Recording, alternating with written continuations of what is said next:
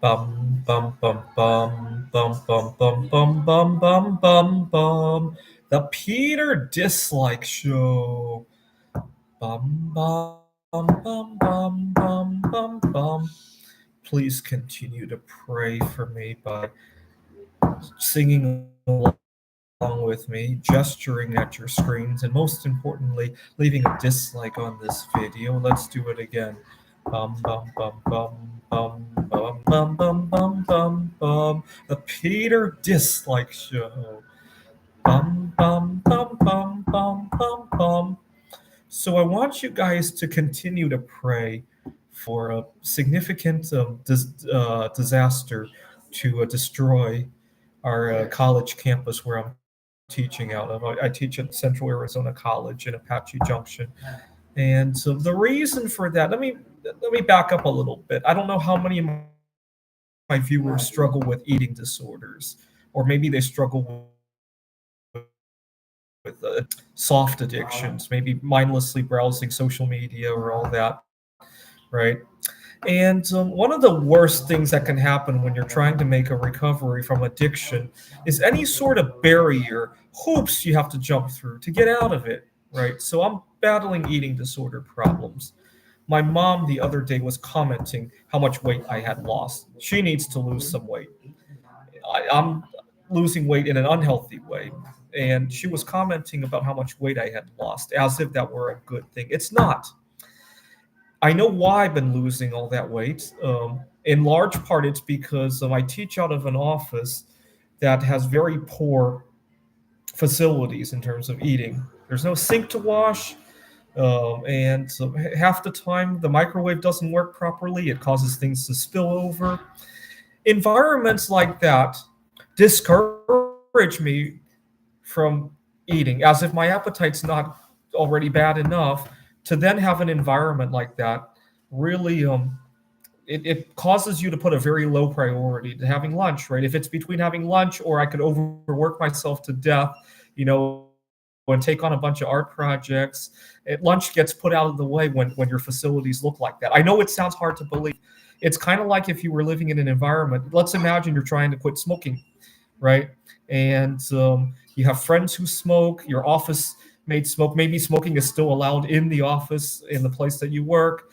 Maybe you have other, maybe you work at a casino, right, where you're constantly smelling smoke. That kind of environment causes you to put the concept of quitting smoking on the back burner, right? Maybe you still want to quit smoking, but you got other things in your life going on, right? And that's the best analogy I can give. The office environment is very conducive to putting lunch at a very low priority, right? Not that I don't want it; it just gets put out of the way. So I'm hoping you guys will pray for something to happen to the office. Today I'm going to pray for the office to suffer a 1,000-year flood. Even though I live in Arizona, right? The odds of that are pretty low, and I pray that something happens to cause us to have to rebuild our college campus. Flooding. Yesterday, I prayed for the chemical spill, or maybe an earthquake. We don't have very many earthquakes there, or a fire, or maybe it comes to light that there's some problem in the building. Lead paint. I don't think we have lead paint. The office is not that old, but maybe radon problems.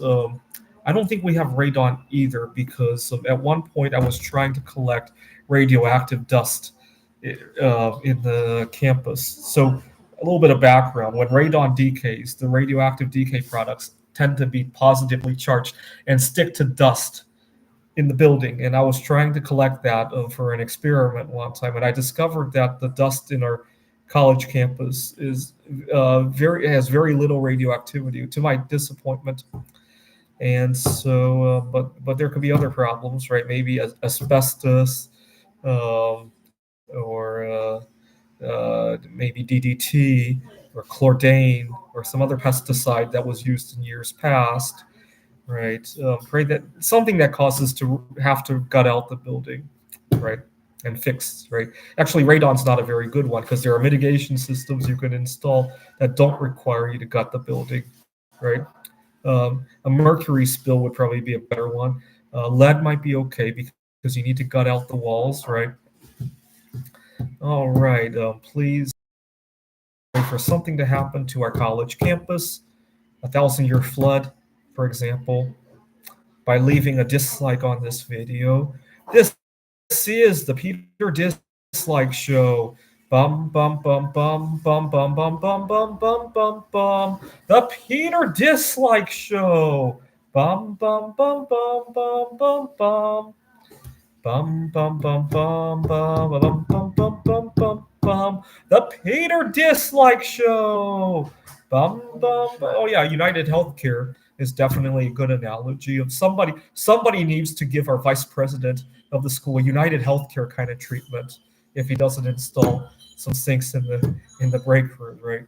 Bum bum bum bum bum bum bum bum bum bum bum bum. The Peter Dislike Show. Bum bum bum bum bum bum bum. Bum bum bum bum bum bum bum bum bum bum bum bum. The Peter Dislike Show. Bum bum bum bum bum bum bum.